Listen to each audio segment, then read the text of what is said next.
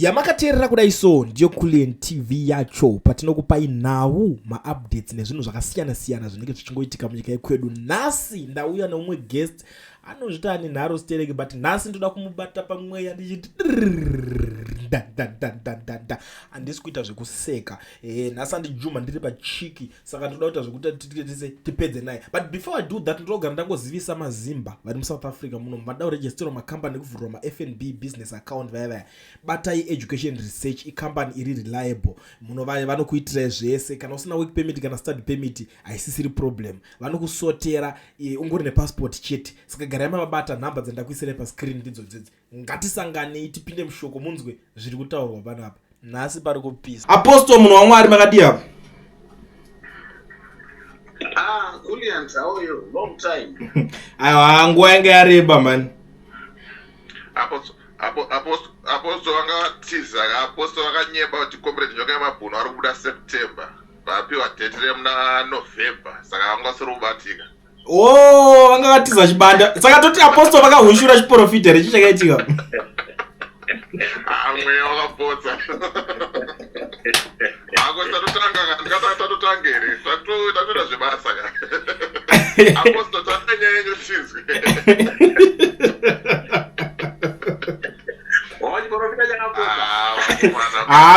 Mweya unomboita uchipotsa kudaro zvozvo. Musadaro, pakatadzwa, pakabhaizika big time. Naye kuri kumadhats, chindorora inonzi Bruce Eye. Pakaziso pai kana chiri chiprofita. Ichari chiprofita kana iwe ndinoramba paBruce Eye. Nyama mnaita naro tuka kandirenga. Vanoziva kuti vanorova paBruce Eye. Tiko. But apa saka chicha kaitika toti munyika yemwe hamuna kuudzwa here? No, izvo hazvina mweya mukati izvo. Hazvina mweya mukati. Zviri kutaura nevanhu. Kungotaura nevanhu. But imi pane zvinhu zvekutaura nevanhu semunhu waapostori anoonawo pamweya, mweya wakabva kuignore here kuti uchikuudzai? Because munhu waMwari haazoraswe kana mweya kana dzadzi nyaya dza even masources enyaya yacho munoconfirma kuti muchiita kumweya ka. No, inzwai. Ipapo munoziva zvaitika, vanhu vavhirikidzwa nezvinoitwa kumachechi. Zvekuti vanenge vachifunga kuti prophet knows everything. Handiti mazviona. So they are taken advantage because of that. That prophet aiziva zvinhu zvese. Pangadai pasina prophet ari HIV positive. Ndapedza nini? Chitaura inyaya iyi. Mukuti chine nyaya yavamagaya. No, we are the Bruno wangu chaika. No. Ndakotaura on the facts. Yeah, but mafacts enye mataura ka. Inzwai, mafacts enye mataura ka. Uyu anobva aisa reference because anenge ane kumwe zvaanenge achifunga. Aiwa, ya the Bruno wangu haina.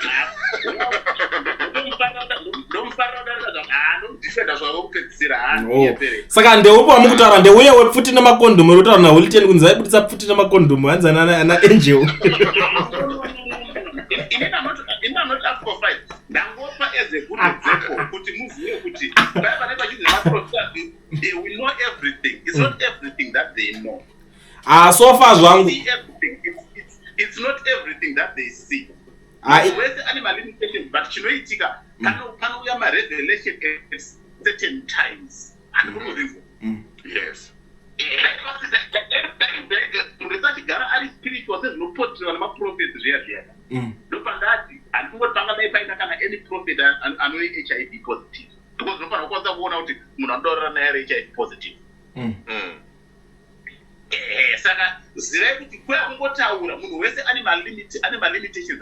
That's why zvakanzi prophesied, but munhu wese ane paanovhurirwa napo.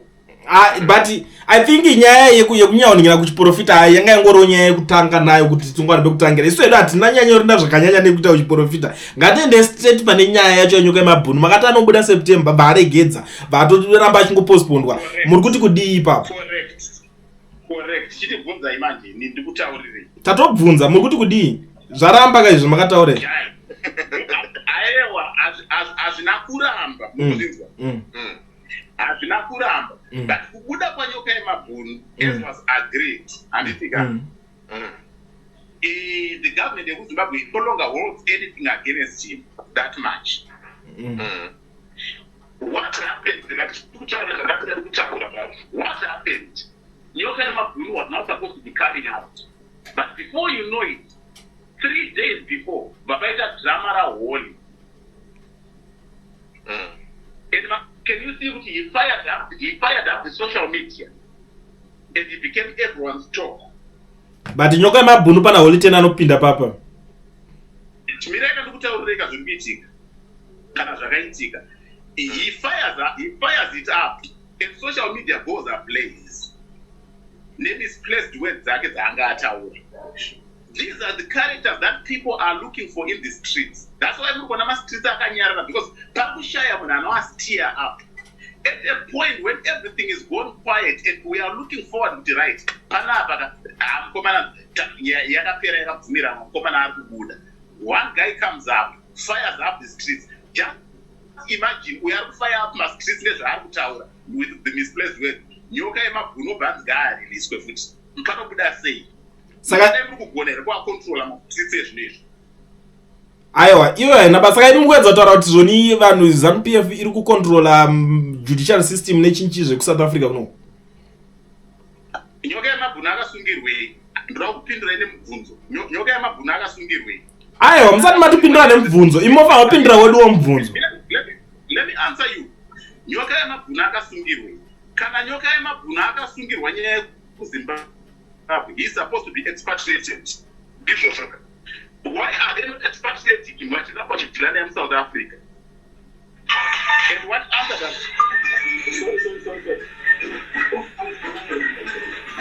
Sorry, let me just tell you this. Yeah. Sorry about that. No problem. Right. Kana nyoka yemabhunu akasungirwa nyaya dzekuZimbabwe. South African courts don't need to decide much. They just need to expatriate him. Because chirikumutatsa kuexpatriate yakasungirwa kana iri yekuSouth Africa ndeipi yamakambonzwa ini? Ndeipi yamakambonzwa ini ndudzi? Aiwa, pane nyaya yakachakatoita kuti vatotora munhu kaitisongoza iri nyaya yemapepa zve. Aiwa, ndoitori nyaya nemusoro kai vakanzi vakatorera munhu. Aiwa, ngatsarambe ndo nyaya ito nemusoro vakanzi vakatorera munhu. Imonofa kuti kai nyaya yake masofa kai vaindonombata here. Kulian, we want facts here. Haana kubatwa muroad immigration mukomana uyu. Dairi nyaya aibatwa muroad immigration. Haana kubatwa muroad immigration. Pabate ipapo. Dai akabatwa immigration, there's no need for him to be in court, because an immigration matter is another case that's now coming on top of the reason why he was arrested in the first place.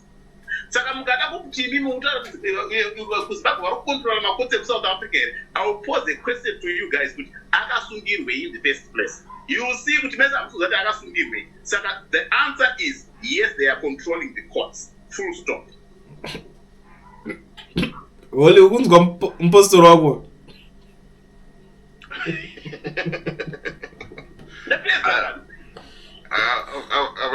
Nadaromesa kape kofi nyasozoga tinyasogara basi tinyasopedzera.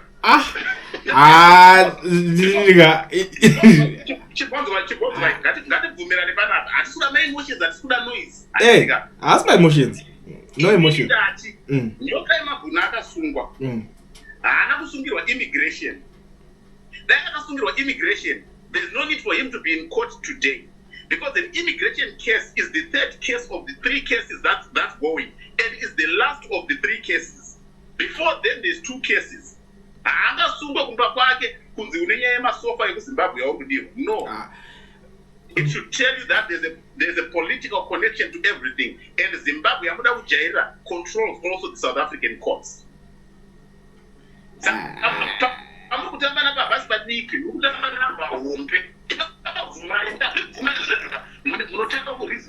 I think we are needing a serious solution to our challenge here. Henceforth, you don't negotiate with South Africa for the release of Nyoka yemabhunu. You go with the Zimbabwean powerhouse or the power people. Because they are the ones who are going to say, okay, release him or keep him. Saka guarantees what those zviripo izvozvo. but imimi pamatotaura kuti imimi masungiro ake atwa munonyatsomazere zvamuri kutaura zvese imi muri kutaura ine hearsay. Inini, let me tell you, I'm coming to South Africa. Rukuya kuzoona Kasuku, rukuya kuzoona Tyson. Over a certain issue. But at the very same time, when I'm going to come and I want physically. Ndikuenda kumuona imi mfana uya physically. Mauda usungisa futhi. Akasungwa kudala. Anosungwa kangani kwa akasungwa kudala. Hai, Roma. Aya. So ZANU-PF wakaoma hanzi Satan ndi ZANU-PF ndi Satan namukoma Jeff Judah. Wangoziziva izvozvo haunyanyoita ma-problems nevanhu. And what would have commented on Jeff Judah because Jeff Judah, let me say, maybe he's a politician, maybe he's a socialite, I don't know. But and what would have commented on Anotaura? And you could take Peter Zan Anotaura Tower Stereo. And Chipo Chako, which is running and quite people. Yeah, I don't know one.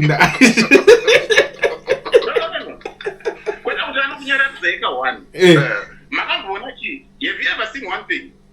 I don't talk about socialites, number one. Number two, I don't talk about supporters of politicians. I talk about the real politicians. And I want to party steering, but not my real players. Because I've realized in this move, if you speak to the real players, you get the truth. And one I'm not running away from it. There's something I'm going to tell you about it. And like I told you, I'm coming to South Africa anyway. I'm planning 1 or 2 people that I need to see. Chances are I'm going to see him face to face. And in Momo Macho, I will apply. I will apply to record my conversation with him. And I will apply to be allowed to use my phone to photo 29. Kuti muzotishwa vakapinda ndokupedza kuti munyarare kwete kuti vanhu vaita zvekufungidzira imi vanhu vakada unozviita havabvumirwi ini ndinobvumirwa but ndichaona ndichizviita kana ndazviita zvinozati hamna ndingaitinyepera muona ndazviita izvi zvinopauzati right pane paanosvika achitsika achipinda achibvumirwa. So there's something right that is doing this man as much as tichita kunge tichita mafani naye, but this man seems to be knowing exactly where to step, where to place and who to speak to. But September akutopera kawa. September akupera ndakatoti inini it is good. Yes, nyaya yaHoli yakabuda anditika achitaura zvaitaura. It was at the wrong time. It was wrong timing because 3 days from the day he did his shenanigans, it was the time Yanyaka Mabunde released for foot. But let's also look at the challenges that Zeripo. Still, his Aslam application was not active because Kuka released in a foreign land as a foreigner coming from prison over a certain crime or charge, or whatever would have taken you into prison. You are released straight away into the hands of immigration if you are a foreigner in any country. The first people that you are released to are the Home Office, who need to verify your status. And status Yanyoka Mabunu automatically to be what? To be expatriated. Wrong. Fine. Magora adona ka. Arudonere. Munhu ngaadzoki. Adona munhu waMwari. Munhu waMwari ngaadzoki. Jeff Judah anopisa. Jeff Judah abatika zvokumhanya. Jeff Judah anodhaya, tomboite zvekutamba zvese. Baba. Vakashata. Apostle anofana kubvuma kuti apostle vakanyepa. Zvokuti holiday atomaskitsa dzatonyambudza because hapana Holiten sangana Holiten nemunhu akavharirwa zvikuenda papi zvino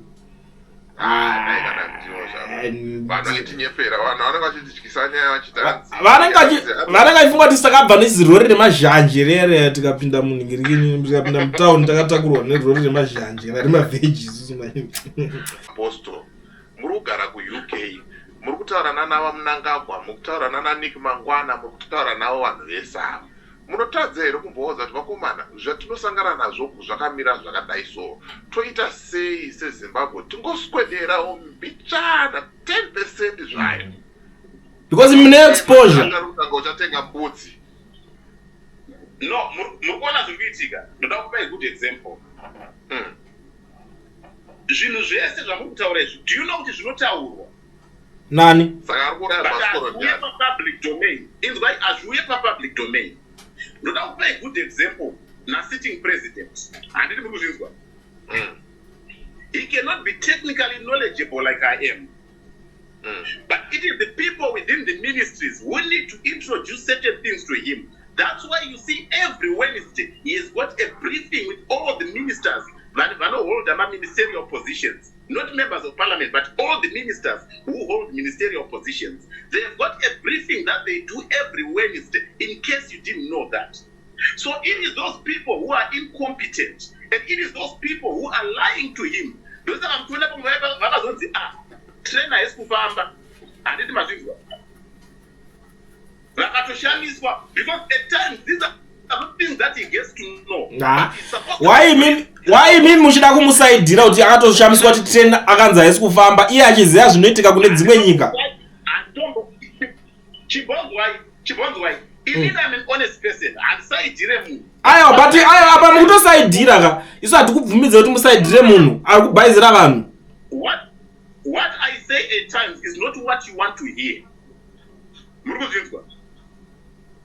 Mukandibvunza indogona kuti no. Pakukanganiswa na president ngandikutaura pandinoona inini. He is not accommodating the right people close to him.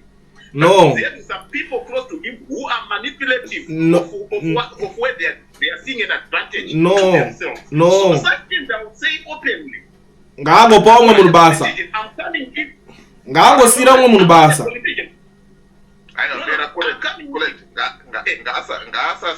ngaasasiya nditi ngatimbofamba nenyaya iri paground zvamanje manje vanhu ava vasiri kugona basa vari kusarudzwa nani? Ndiani ari kuva pabasa racho? Right, but all right. Ndiyo vanosarudza. He's the person with the main say. He's the one who puts people in those ministerial positions. All right, maita basa siya vakadaro kulendi zvabuda vachena. He's the one who puts these people in ministerial positions. Coach akasarudza team yebhora akasema players ake. Information before what people are looking forward to your Congress yeZANU-PF iri kuitwa kuManicaland. For your own information, there's going to be a serious cabinet reshuffle. Simon, vanhu vasati vaziziva pandakuudzai. But ndodangotaurawo zvangu apo tichipfuura apa. Coach akasarudza maplayers akaiswa mubhora akadyiwa. Next game unogona kuona atochinja kana 5 maplayers aisa mamwe manyowani.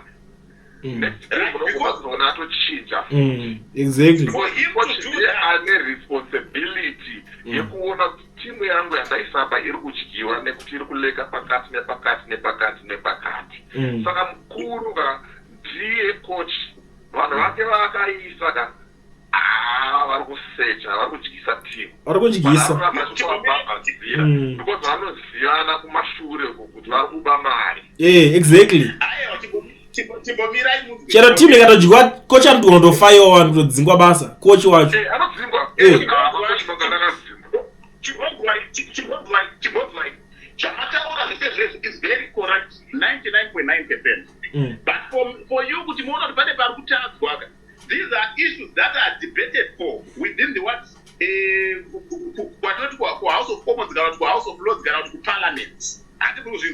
Those not debated.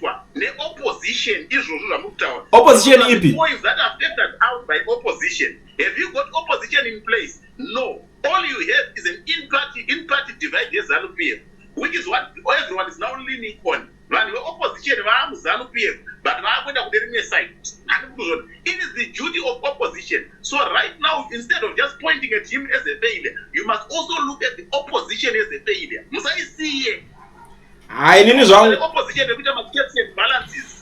inini zvangu zvema-checks and balance zvandiona kunge zvine basa because ukarohwa nenzara iwewo haumboblame opposition yekucreatire mabasa because havana capacity yekuzviita ende havasiriwo vari muofisi yekuita zvinhu izvozvo. Ukadriva mota yako road ichingo ine mapotholes ega ega haublame opposition, unoblame vari kutonga vari kufanira kunge vachiita zvinhu izvozvo. Ndoondoblame kuti angafanira kuita zvinhu ndiani ubva waona nyaya yacho ringonongedzerwa kusame position ndobva wangonangona.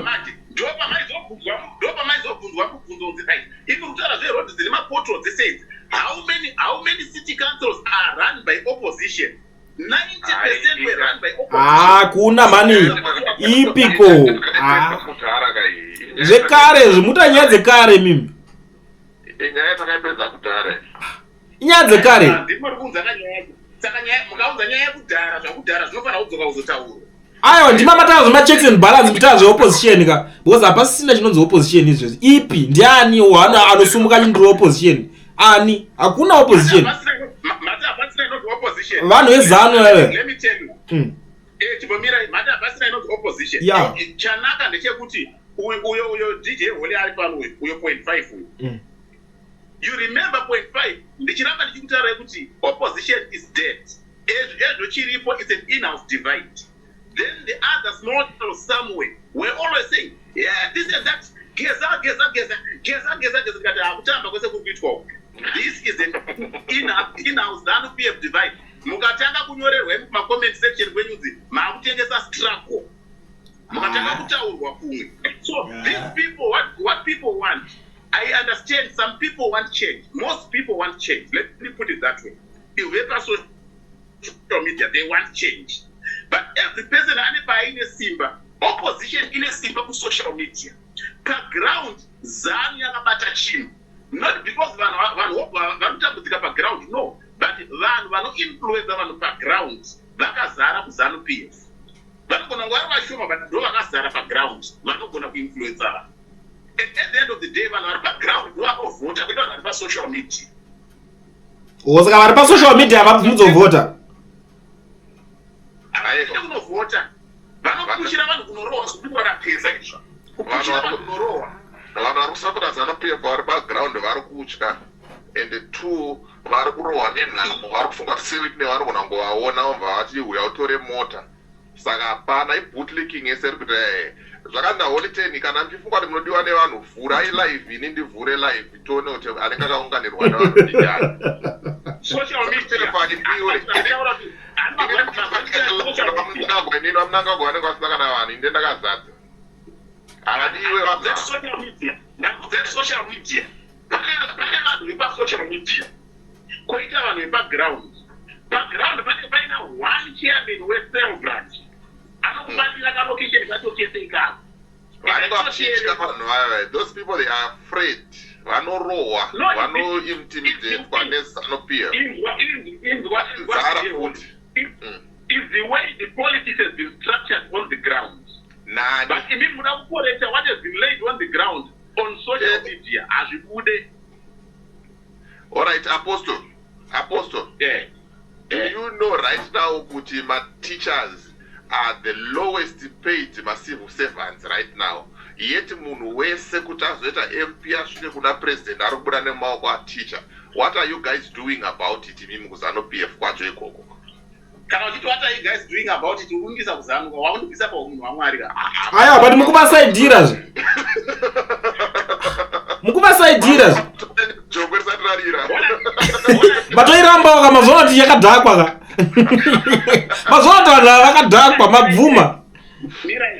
Mira, pandinoti inini, ndinokunegotiatirai. Handitika, ndikutora vanhu veku-opposition futi, ndichienda, because ndiri mu-neutral ground. That's why what I say at times does not please people. Because they want me to speak like them. No, I'll continue to speak from a neutral position. And I saw that I got the access to all the offices. But in the opposition, will not say. No, taura zvinobatika maticha ari kupiwa 250 ari kupiwa 200 US and 50 and 300 bond inonzirako ukarekonveta ruita 50 US saka chivhotera M31 yagamba yakatinenge chiva pama 1.5 aiwa kandi zvekudyiswa nyaya svatisana adiki ka zvekudyiswa Nae, nyaya zvinobatsira maticha ndakaita live stream nematicha inini achitaura kuti rendi ndiri kubhadhara 100 US ndosarwa ne150 US ndine vana ndoda mari yelunch ndoda kuenda kuningirike mari yetransport vana vari kuda mari yekuenda kuchikora vada kubhadharirwa maschool fees zvese zvinotaura tamusi kuzviona jokes aside. Jokes aside, yeah, like what you said, jokes aside. This is the duty of the opposition to challenge those things. Aye, wakani.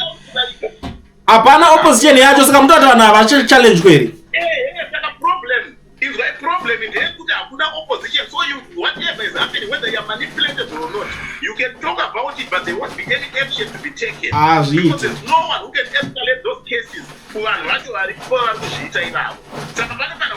strong opposition. matichas arutaura takaenda kanotaura kumaassociation acho maassociation akaenda kumaministries vakanotyityidzirwa vamwe vakabhadharwa mari chibonzwai mukaenda kuministry mukanotyisidzirwa mukaenda kumaassociation vamwe vakanobhadharwa mari. It's all because there's nobody who's in a position to challenge it from the parliament. Muparliament ndo munoitwa nyaya dzese, ndo munotaurwa zvese zvaitika imomo, ndo mavanochaudhana vachigadzirisana vachifumurana imomo, not pasocial media. Am I agreeing that everything ZANU-PF is doing is correct? No.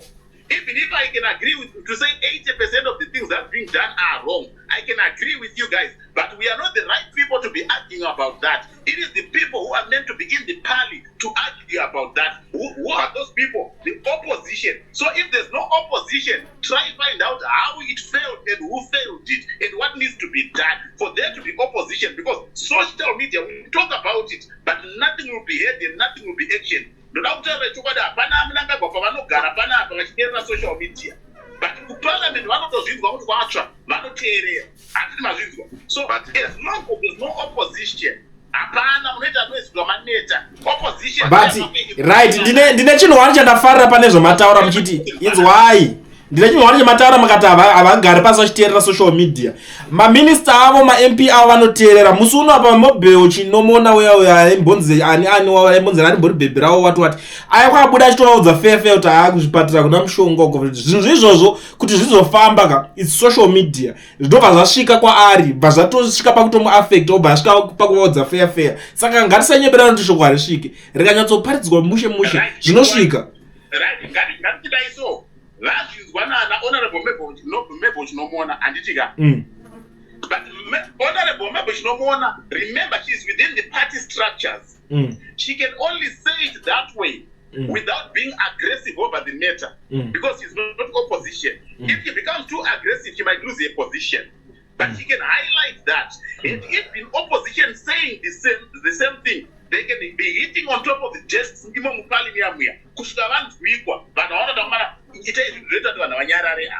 that's how politics work. To be told the party marco, to be told the opposition is two totally different things. Opposition on the ground which are noise. When party are going to say Mataura Zakwan, Chigarai pass. Ayo. It doesn't help that much. It seems kuti murunyanya wanda neopposition. Saka nyika dzimwe dzese dzine ma-one party state dziri kudevelopa dziye sei dziri kudaro idzo dzine ma-one party state pasina opposition inoopposa ana China. Nyasai kuvatamba vari kushanda sei manje ana China. Vanhu vese vamunoona vachiita mining kuna Africa vese ma-prisoners anenge asina kana passport vokuti they just have to work and they are paying for their time. Muruzvinzwa. Hapana kana nepassport pavanhu vaya vese ma-prisoners ese. But if hapana paina chef one anopuwa ma-prisoners. Kupinda seva airport. Musina mapassport. Passport yekubva kunyika kwako unenge uinayo unotopuwa kunzi passport yekubva kunyika kwako iyi. But wapinda kunyika dzekuAfrica uko passport inotorwa naboss because iwewe you're a prisoner, you are serving your time, you are giving back to the community. Nekuchera panorwadza ipapo uchirara panorwadza. Ndokutoona vanhu vacho vese maChina munoona anoshanda vanogara mumacontainer. Pane muChina wakagona achigara mumba. Saka tatogadzira operation Dudula. MaChina ari kuuya kuAfrica kuno kuvanotoda kana kuendeswa kuri yabo ari kusiyachera nyika. kulendimira havasati vapedza kutaura. So why iri kuita strategy yavo China vari kutoshanda vachitodaro zviri kutoenda kumberi and they are making progress. Saka isusu muZimbabwe tofanira kunge tine opposition chete here inomirira kuti isheke ZANU-PF iite something. Iyo ZANU-PF haikwanise kuita zvinhu zvayo yega here kuona kuti ona zviri kuitwa neChina isusu ngatitore initiative chakanaka. Rega ndibagadzirise ipapo.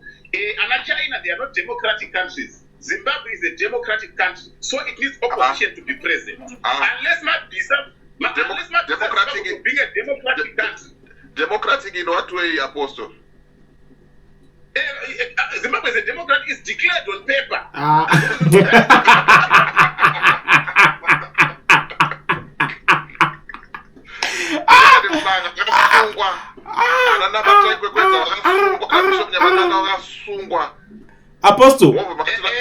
Apostle, it looks like Makuto believer propaganda yenyu manje. Makuto gadzira propaganda pamataka kuibelieve.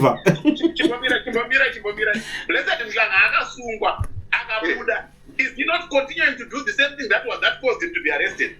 Chicha akazoita after ipapo. That's democracy. Anga ndiari kubudisira nyaya dzese wa. Zipi? Akambosungirwei in the first place. Akangotyisidzirwa pepe. Aiwa. Saka ndo democracy. No democracy real. Ine interpretation.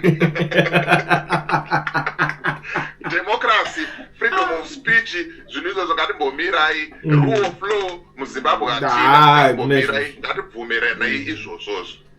Right now, mabhuku aJob Scala akapwanywa akabharurwa akapiswa kuningiri kumasvingo. Vanhu vacho munhu wacho vanomuziva ende zvese zviri pakamera. Hapana munhu asati asungwa nanhasi ari kungofamba simply because ndo ZANU-PF. Saka ngatisada kunyeberana tichiwanda kuti chikazoti rule of law muZimbabwe hatina, the courts are captured, zvinhu zvese zviri mumaoko eZANU-PF. ZANU-PF kana ichitadza kumhanya bhora iri kutadza yega without involving opposition. Togumira ipapo toenda pa-next topic. No, hatikwanise kugumira ipapo toenda pa-opposition. Toenda pa-next step. Why? Because ZANU-PF iri kurana as a democratic country, but iri kushare the challenging opposition. So you cannot just turn a blind eye to that. Because you are trying to avoid talking about people that are failed people. Vachitaura kuti titere hande. And a good example rekandikutaurire yemunhu anenge Blessed Geza. Do you know how many phone calls I received? Vamwe nepa-social media, Facebook, unoona munhu arikufona neFacebook, uchati kwakanaka here mnatoko muzivo. Akazona kuchaipa nyaya yaBlessed Geza. Maiti Blessed Geza is dead and buried. Akadzoka akaiti. Imi munapinza nyaya yaGeza ndazviona. Holy. Vanhu vapinza nyaya yaGeza. Geza ngatimsiye hana basa. Tikutaura ngapedzera nendaiwa. Apostle varikudila nesu, tikudila nemi Apostle nhasi. Apostle, do you prefer? Ndilaine ndichikupindurai maplayers ari paground. Exactly. Nyakageza ngatisiyane chimbonzwa Apostle. Atichikuda information yaGeza isusu. Let me give the information yaBlessed Geza. Hapana zvokuti pazobuda kana kuti mwana wake pazobuda ana achitaura zina basa zviya hazina basa nemi zvese izvo zviya. Blessed Geza was a member of parliament. Do you know that? Yes, I know. He was an MP. Yeah, Wekusanyati, Kumash West. Some people don't know that. Because he was defeated and out, he is trying to become an enemy of the state.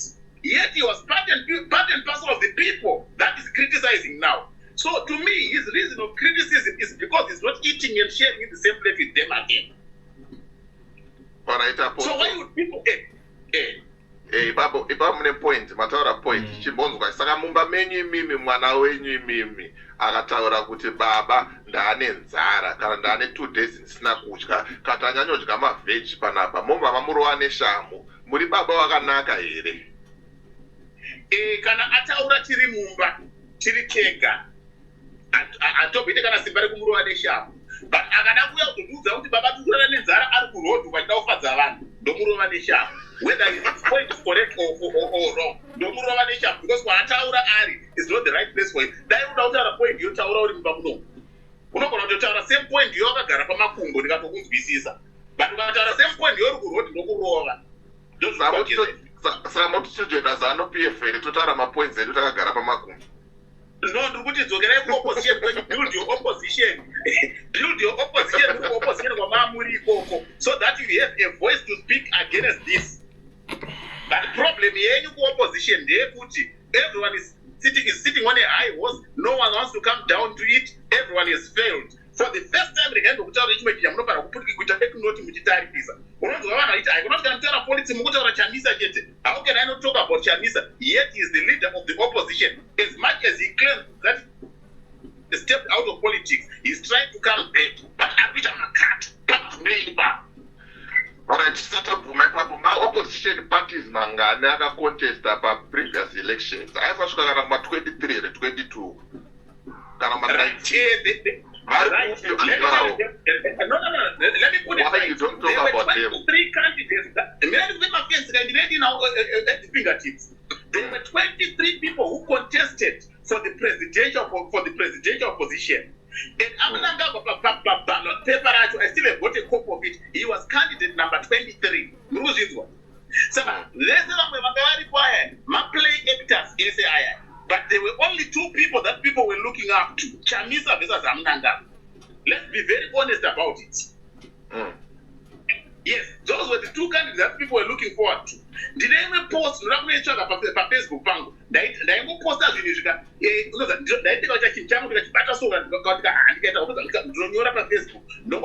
so that tomorrow I will remember what I would have dreamt. 2019, Chamisa is being invited onto Poland. He has got to step in because Poland is not going to give him the power as he would want, but it will allow him for connections with people within the system. Whatever he wants to work, he should work with the people within the system. If he does not do that, his political career is going to be a very heavy one, and he's facing up to that. Another poster chino, you get more negatives than positive. And I'm going to Twitter package check.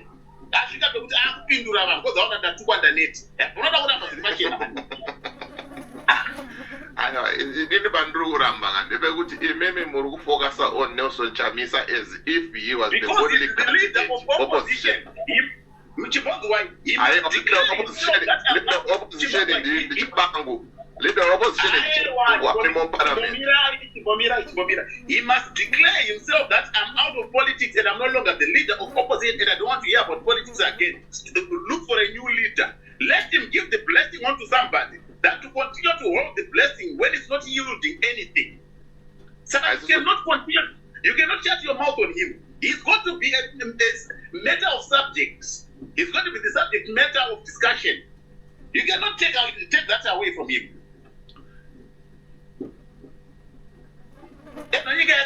Because of him. Why? Because saka kana vanhu vachipopota ndinonzwisisa kwavari kubva nekwavari kuenda pari kutaura kuti hapana pari chakashama pana pari kuti vauri pana pari kuti vaso pana pari kuti tiri kuzviona zvese izvozvezvo, but we are not the right people to be talking about it. The right person or the person who carries the mantle and or is sitting in the drive is quiet out there, busy answering people on social media.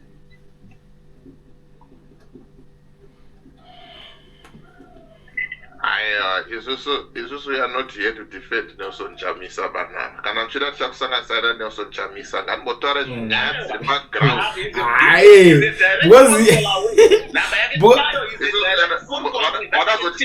Munazoti tiri vanhu vaNelson Chamisa, isusu ya journalist banapa, isusu hatipo pakudefenda Nelson Chamisa.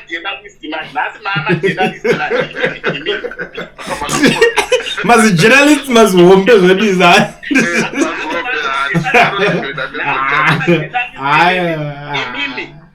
Tudataura nyaya pari kutadzwa neZANU-PF. Isusu would defend our country. Would defend our country. Muruzingo pari kutadzwa neZANU-PF panogadzirwa mupali parliament. Ndoma zvinogadzirwa hazvigadzirwe pasocial media. Ipapo ndorambirana nemi ipapo. Because zvichiitika ndezvokutaura kuti tati mupali macho hamusisina vanhu venhingirikina veopposition. Saka isusu zvatita kuti tikatoonesana pasocial media toziva kuti ma-MP vanoona vanosvitsa vega ma-MP vacho veZANU-PF vacho ndovaritoratidza kuti varitori active todarika vari kusara vachizvita veopposition.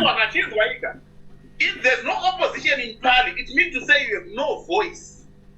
So all we are making is noise on social media. It's not noise. I know it's noise. When we change anything, what is about social media? It's not change. If change is to come or effected or addressed, it's going to be done in parliament. Ku parliament kwacho vanokwanisa kuteerera zvitauro neZimbabwe yese. Vanokazvinzwa kupi? Now it becomes right. It becomes a problem to the member of parliament, that to the MPs that you are selecting. Mukisa vanhu vanenzara. Ndoita vanokona venyu yese vamakaenda pavangopuwa change vakatambira. Then they betrayed, they sold the struggle.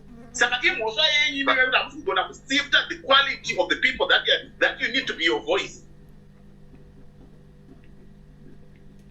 Ndopa tikudzoka ipapo kuti kana muparliament macho musina opposition vasingachaoppose, ZANU-PF inotadzawo kuitawo here zvinhu zvakanaka because yaakutamba yega, iri kutamba bhora neopposition team pasina keeper. Apo vangotaura kuti isai keeper kuti tinyatsotamba bhora, isai keeper kuside kwenyu. Hapana keeper, go and say 100-0. 100-0 tiende. Vatamba nejunior team yavo, ikori team yavo, mabhuza same team. Mukagara mubamenyi imimi, musikatsvaire mubamenyi, musina munhu ari kuuya. Munogona kuita madande mutande, moita zvina. Hamuna kana basa nazvo because there's nobody wekuti mukufunga kuti akazopinda muno makona makadai so zvinenge zvakavhiringidzika. Ndo zvakufanira kuti parliament iripe kuti haina varikutarisa akachallenge. Aiwa varikutarisa varipo, the international community is looking, is watching. Yakambobatsira ichi international community. Haina but iri kutarisa because next door nyangwa asingauye ndopadheni pedu anenge achiziva kuti mumba medu muri kunhuhwa. Vakavhura mawindo apa panext door vari kunhuhwa vachaire mumba. As much as you say that, vepamba ipapo kana vatori happy vakadaro. No problem ikuitika iyoyo.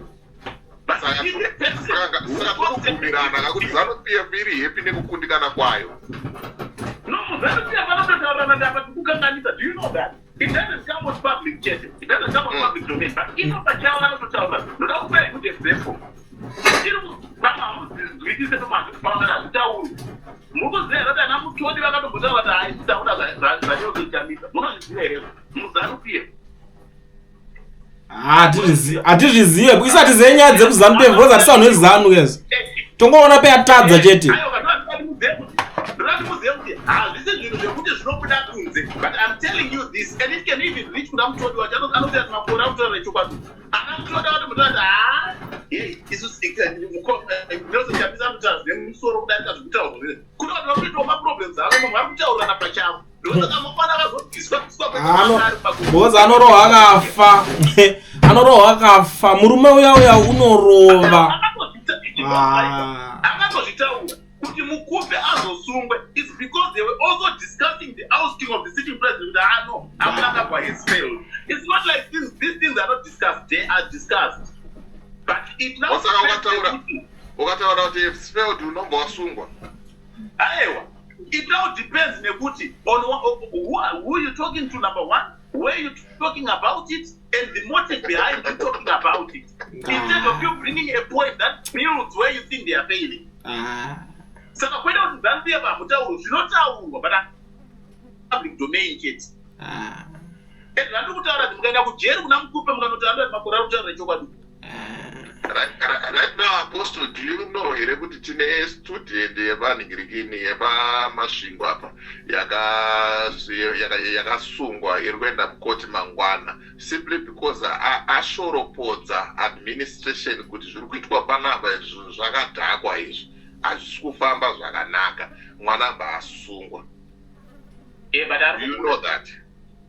But arikubuda ambosungirwei pandataura dzakwe kutaurira nezvekutaurira newe uri kufadza newe uri kutsamwisa. Aiwa, andingamati we are a democratic country. Yeah, democratic country. Ko tuma rules tokuti ziva kutaurira pautaurira tuatwe. I can even go for what? Example mukati mwana anenge aitaura kuti mumba chikafu chakazodai chakadai ndikati ukataura uri kurodhi uko ndokurova. But ukataura tiri uri mumba ndinokuzwa chichemo chako. Ndotokuti kuti mwana wangu zvakatondiomera ndakana sendi muhomwe. But I will try my level kuti tiwane chekudya. Kuti wataura tiri mumba kazhinji katinokupa haki ndokugarisa pamakumbo. Because wataura is the right place, but ukada kutaura uko zvekuda kufadza kuliend manje. ipapo manje ava apostora dai zanu PF anga ari mwari muchimuparidza muchidaro muchechi menyu mungadai musina vanhu because zvinobatsika chazvo zvirikuitwa nezanu PF kuti zvamuri kuda kudefenda hapana kana kuzviona nhasi chaichai vatotadza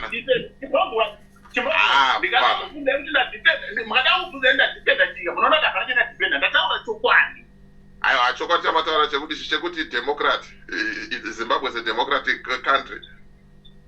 ndataura chokwadi hapana chokwada baba 45 years dzakapera baba chimbonzwai anyway rega ndigadzira video ndikaise pangu mozondatora from there rega ndikutaurire something zviripo zvimwe zvinhu zvekuti tikada kutaura tichiitira cloud ka ndinogona kuita zvinhu tichiitira cloud muri kuzvinzwa but zviripo zvimwe zvekuti handiise because then that as much as I know about this it's got nothing to do with people. Do you know ndakarota gore rikufamba nangano igore ripi aya mira holi igore ripi tinotorinzwa igore ripi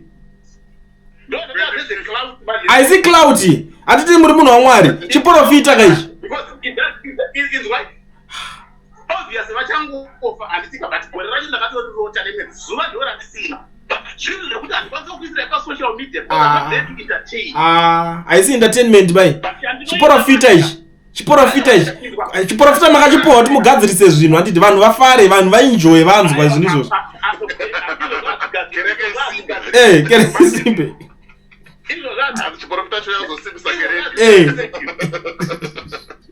handi mamaprofita enyika here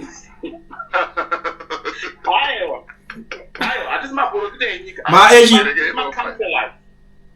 tiri macancelors we are the go in betweens kana mine machallenges amembitirana we are the go in betweens aiwa isusu we are not here to challenge your position apostle but tiri kupa kungokuvhurewo maziso sevanhu vanotaura nevanhu on daily basis vari kuZimbabwe kuti right now maticha ari kutambira 250 US ari kubhadhara rende 100 US and then achada chikafu achada transport achada kuita sei kutenga zvinhu zvemumba zvekuzora zvekudai vana vachada malunch box vachada kubhadharirwa school fees muri kuzvizivawo here izvozvo sezano PF kuti vanhu vari kutambura right all right for once let me tell you where the challenge is. I'm not supposed to take sides or to defend anyone. I'm just supposed to be remaining in my neutral position. Let me tell you where the biggest challenge is in Zimbabwe. The biggest challenge in Zimbabwe, under the leadership of the president, of the sitting president, His Excellency Emmerson Mnangagwa, this is where the biggest problem is. It's not really much in the looting as people are saying, no. But it is in the people being awarded the contracts. That's the problem in Zimbabwe. Because in any country, democratically, especially in Zimbabwe, big contracts are supposed to be given to the military. Those that I'm talking about military, but you have got a profession that you do from within. Those that are my painters, my architects, my doctors, my lawyers, every profession, military. So the contract the first people to be awarded the contract is supposed to be the member of the ZGF. And they operate as ZGF because they are safeguarding and protecting the nation. Meaning to say the profits will roll from within the country. But challenge that's not what's still happening. But it's now being granted or given to individuals. Don't challenge in Zimbabwe. Kwenda zvinenge zvitaurwa nevanhu zvese hazvisiri izvo. Dai kuri kugadzirwa kwemarod kuri kupuhwa military, it's money within the states. Ndosaka mtoona military yedu yaidya mabeef, yaipuhwa mabeef every week. The reason, because that's how things are supposed to be done. But now the thing is, these things are now being given to certain individuals.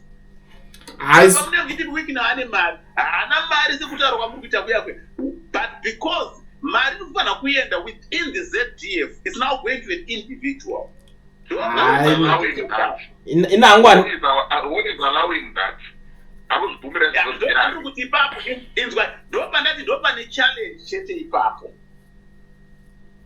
ndozvikonzesa kuti vanhu vafe nenzara ndopane challenge chete ipapo. So that's why you see a person like Blessed Geza kana achiuya ari kuuya kuzoda kuprovoka masoja because anoziva kuti you are the ones who are supposed to be entitled to this, but it's no longer coming to you.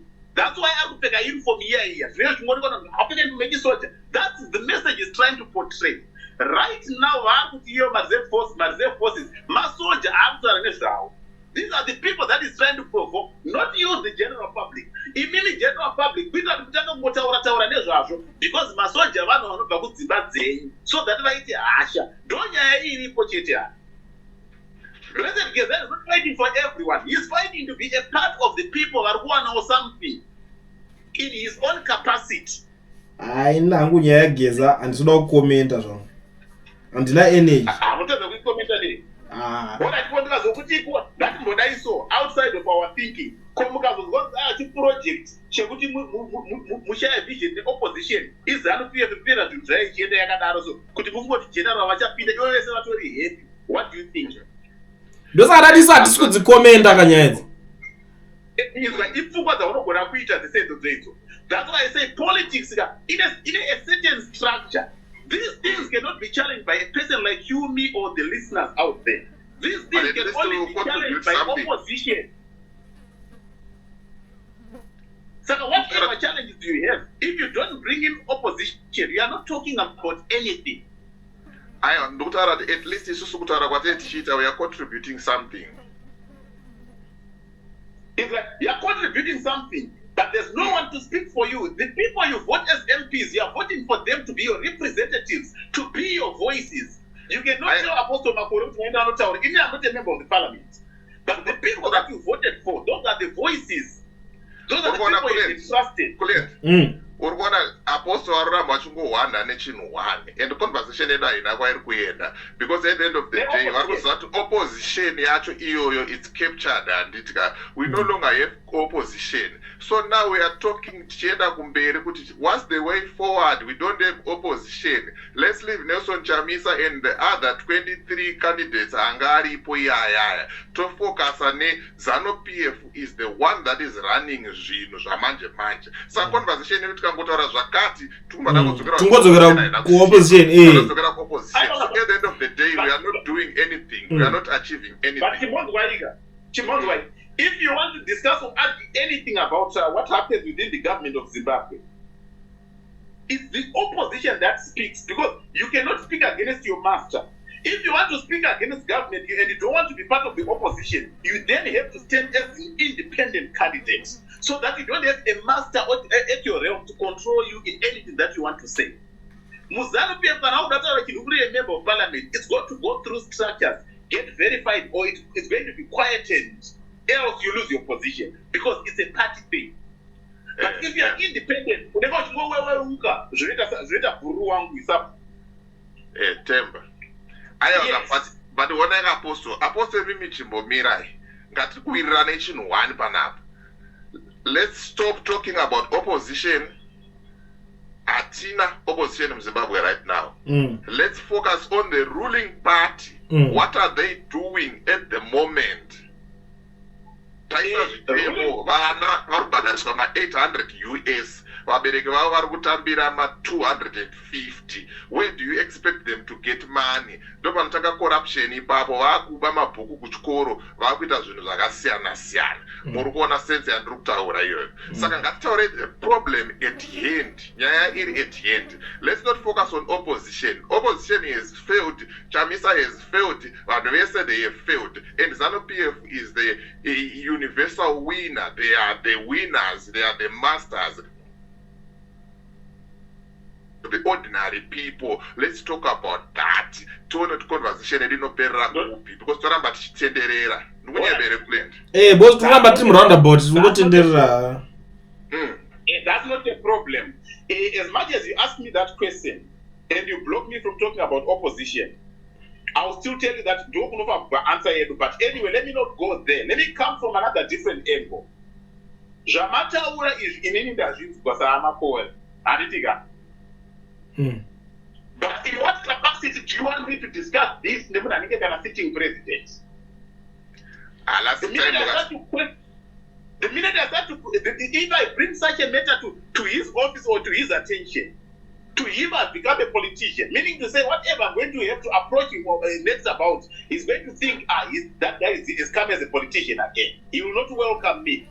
Why I don't want to discuss or take any matter to him regarding to that or to his office or to his is because I want to remain a neutral person who's able to knock on their doors. Because I also want so I have to keep them guessing. Why? Because the opposition they don't know any door. It's really easy. Holy. But I have to put political matters into my hands.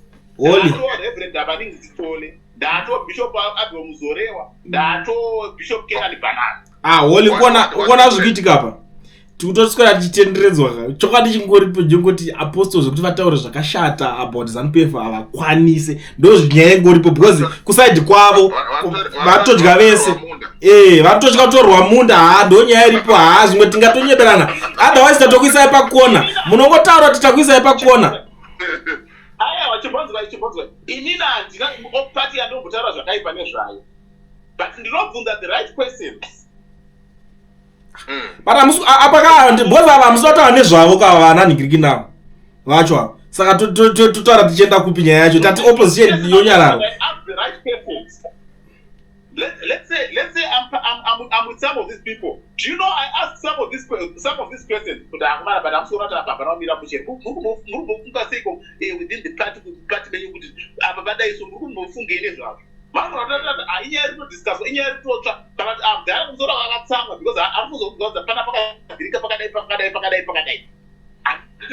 it's not like they had good books, all of them. No, but serious divides are from within. But I don't need to be involved in those serious divides. Neither do I need to reflect or let them know today just now one or two things. I don't need to because position young I need to not be involved in all those matters. Alright, hatapanzwisisa kuti mimi mungori pakati amukwanise kutaura zvepolitics chete. I can't mingle into political issues. Aiwa mataura semunhu wamufundisi semunhu waapostoro munomirira vanhu ka munofanira kungonotaura kuti havanochema vane sangano kumirira vanhu handikuramba. I told you that if we are South Africa, I'm planning to see if I was a politician, Zimbabwe because his opposition to the people let's agree to that. But I can go meet up with him, even get a photo with him, post it, and still tomorrow meet me again with the person who's ruling Zimbabwe. Why? I'm allowed to do that because of my political position. My issues are inikasungwere mupolitics ndora tisingatodikana kuona anodzoka kupizwa kwaakatoshanda pakakwana munhu waye akadhakwa ndakatozora hanzi ndiye futi amwe hanzi ari kushandana nageza chididiri handonyadza munodiscuss aka South Africa mupemi muda unoona kuti mocapture geza sei ndosandati nyaya dzageza namwe handikana kudzinzwa kana mauda kudiscussa muchidaro because dziri complicated. Politics inonetsa. Geza is not traveling 4 meters from where he's sitting. He can't travel 4 meters. How banana holiday? No. From the toilet to the kitchen to the bathroom to the bathroom to the kitchen to the bed. You can't. Because you are talking about that which is a defender. Inangu I think inyaya yapere aina kuyakatilanga nyaya. Alright, apostle musero to vanhu vepati yenyu venhingirikini va order 70,000 boxes dzema chicken slice, 70,000 madrinks, 70,000 mabhodhoro emvura. Zvese zviri costa 280,000 for birthday hanzi raED ende zvinhu zvinhu zvaodwa neZANU-PF. Vane company ipi inowapa mari as a party inoti alright tiri kukupai mari asi mari dzenyika dzokutambiswa rezo. Ipapo let me correct something. I see Maria Nyika and Chambiswa. Dean, I want you one day to be very close never enter politics. ma-contributions anoitwa nevanhu. Number one, some party members. Number two, some business people. Because every party has got its own cronies that finance it. Yes. So business people, from wherever they are to go to a certain place. Vamwe vachimobiliza, vamwe vaisa mari dzavapanzvimbo ndonzi kana gurupu chuchu abvisa 500,000 yekuti mudire fuel umwe ndiani many things are contributed. Mari yaku kutoa 80,000 vane mari kutoshanda ipapo. Alright, mirandimbo answer ipapo. Unoziva kuti vanhu vanocontributa mari iyoyo vanenge vaita sei uye vanenge vaiwana sei? Vana vanenge vapiwa matenda vanenge vachiba mari mbavha dzedze vakatora mamainzi ndo mari yacho yonzi yemadonation iyoyo. Chinzwa imanje iyaya inonzi security fee. Handi muri kuzvinzwa kana kuti faithfulness fee.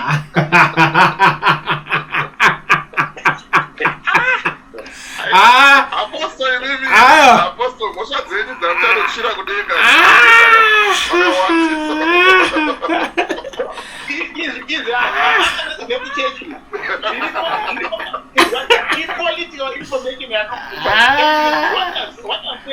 Inonzi security fee. Kana kuti faithfulness fee yaari kubvisa iyoyi munyika dzese irimo. Koi mutobvisawo here sinzi muri iko kubvuzani kwacho. Britain irimo. Let me give you a good example. There was a man who was installed and as an ambassador and by Britain, the sitting president Stay Kenya. As not 2 days right ticket, it was a visa. When he was seen that he was a pedophile, Stay Kenya having defended him, he just let go because of the democracy. But the issue is, it has come to light with this was one of the people I find in Tony Blair. So behind every politician is a whole mass of business people who are paying so that they protect their interests. So let's not hide away from that. The only problem is Zimbabwe. These people are financers, they've become socialites. Weakness has become a socialite. Flying everyone. It did not be a socialite. Could that have been? I know Kuda before many people. I know Kuda before many people knew Kuda would have been. Imbavha dzedze. Imbavha vanoba. Aiwa. Pari kubigwa ZANU-PF rikandidonhera mwana wati munetsa aiwa continue henyu.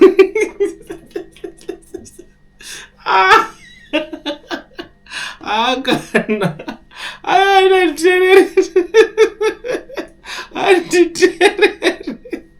Anditerere sinobasa.